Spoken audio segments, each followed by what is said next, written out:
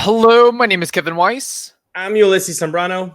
and we're the host of the Locked On Rays podcast. And thankfully, the Rays are in the playoffs for a fifth consecutive time and ninth time in the last 16 years. An amazing run, an amazing stretch that they've been on. Hopefully, they can make it to the big one and win the big one. That has been fleeting for them so far. So, without further ado, we've got a 7-pack of questions to dive into. This first one, Ulysses, what were the expectations for your team heading into the season versus the expectations of your team heading into the playoffs?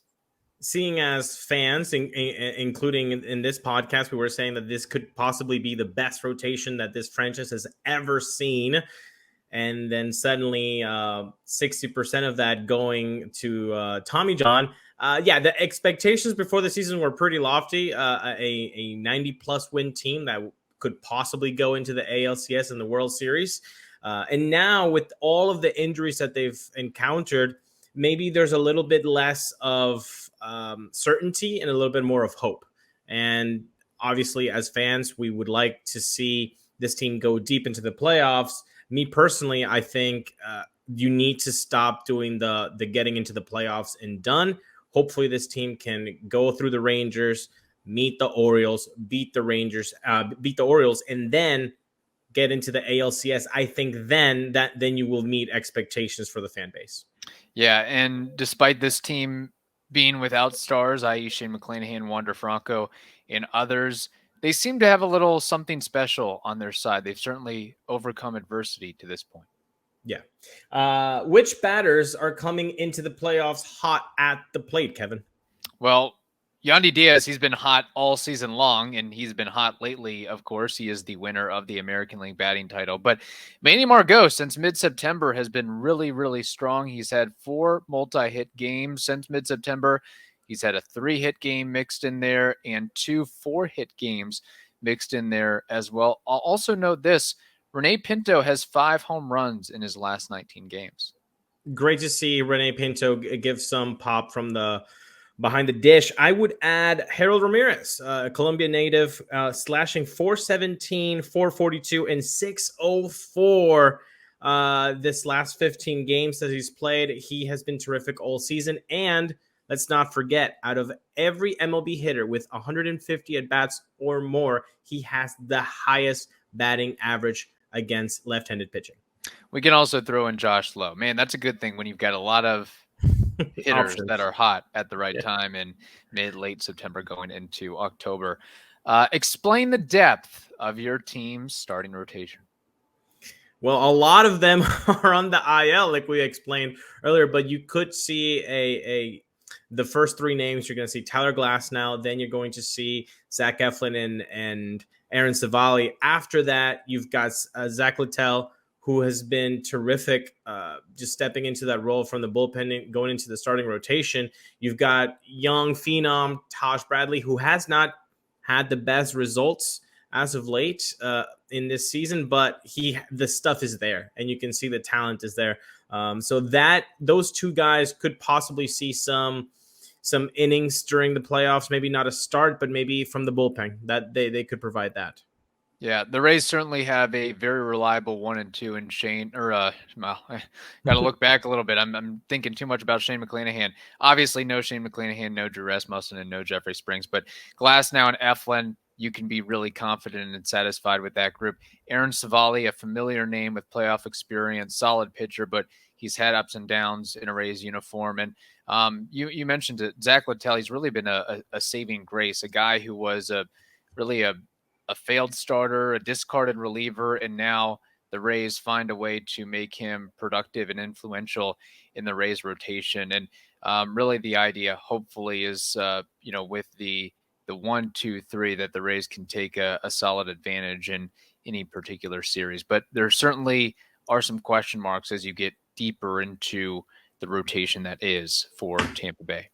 Why is your team's bullpen good enough to win the World Series, Kevin?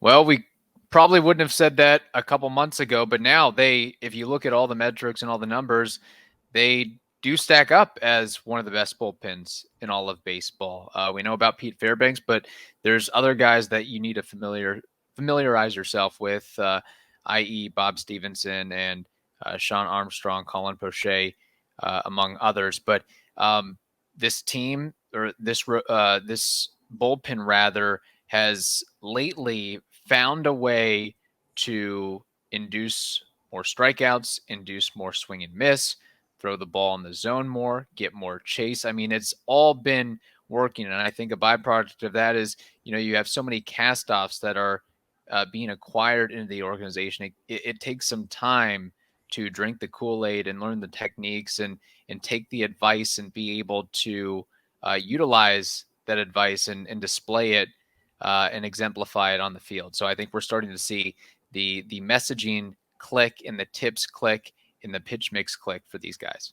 Yeah, and two names, Jake Diekman and Robert Stevenson. Those are the most Raysian turnovers for 2023, where it's usually like, oh, why are the Rays going after Jake Diekman, who has been awful this season with the White Sox? Why are the Rays picking a random guy, Robert Stevenson, from the Pittsburgh Pirates? And it's because they can see something in these guys that they can tap into, and they really have. And now they've solidified the bullpen ever since those two names have come on board, and it'll be fun to see what kind of situations they can get in. What is your team's biggest strength? They can do it all. They can take you out of the ballpark with home runs, which, by the way, they have now instituted a new franchise record in home runs in 2023 after 26 seasons.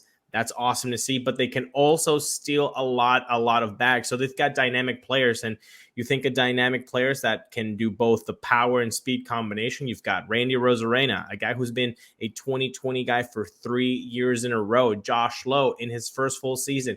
He is that kind of guy. If Luke Raley is available, he is that kind of guy. There's a lot to like about this dynamic team, that they can do both the speed and power combination. Yeah, certainly the scoring runs and the hitting of home runs. You can also add the versatility of this group, the energy of this group, the teamwork of this group. As I mentioned earlier, the ability to overcome adversity. These guys like each other, and I think that they've got something special going on for themselves as well. So it'll be really interesting to see how they go forward in the playoffs with a lot of young players on the roster as well. Looking a little bit more into the negative, Kevin, what about your team are you worried about in the playoffs?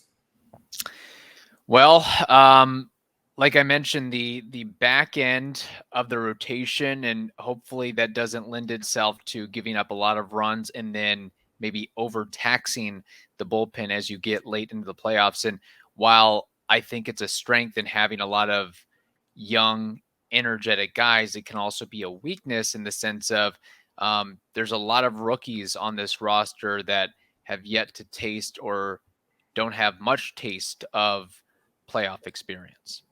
I completely agree with you. I think that, plus have they seen too many injuries? Is Luke Raley going to be playing? Is Jose Siri going to be playing? Guys that have not seen Major League at bat since mid-September rather. If they are missing from the roster, who is coming up that is not going to provide as much as they are? How far in the postseason will your team go? This is the big question. Well, obviously, we want this team to go all the way and win the World Series. I think personally, I would be not happy, obviously, but I think I would understand an ALCS run. I think if you get into the ALCS and go deep, that's a step in the right direction. You got to get above the wild card. You got to get above the ALDS. If you get into the ALCS, it's a good step. But honestly, with this talent that this team has, you could go to the World Series. And not only could you go to the World Series, you could actually win it. Yeah, it's too many times. You're a team that wins 99 games. I would fully expect your team to make it to the ALCS or the NLCS, whatever it may be. But again, a lot of young players, a lot of injuries. It might be a case of you get as far as you can this year, you lick your wounds and see what you can do in 2024 and beyond. Obviously, we know the playoffs can be a crapshoot. I just have this weird sneaking suspicion that the Rays can get through the ALDS, but I just for some reason see Astros versus Dodgers, Astros versus Braves, something along that ilk, especially with Justin Verlander back in the fold. All right, there it is. Hope you all enjoyed. Be sure to check out the Locked On Rays podcast Monday through Friday, and maybe we'll see the Rays playing a National League team in late October. Rays up.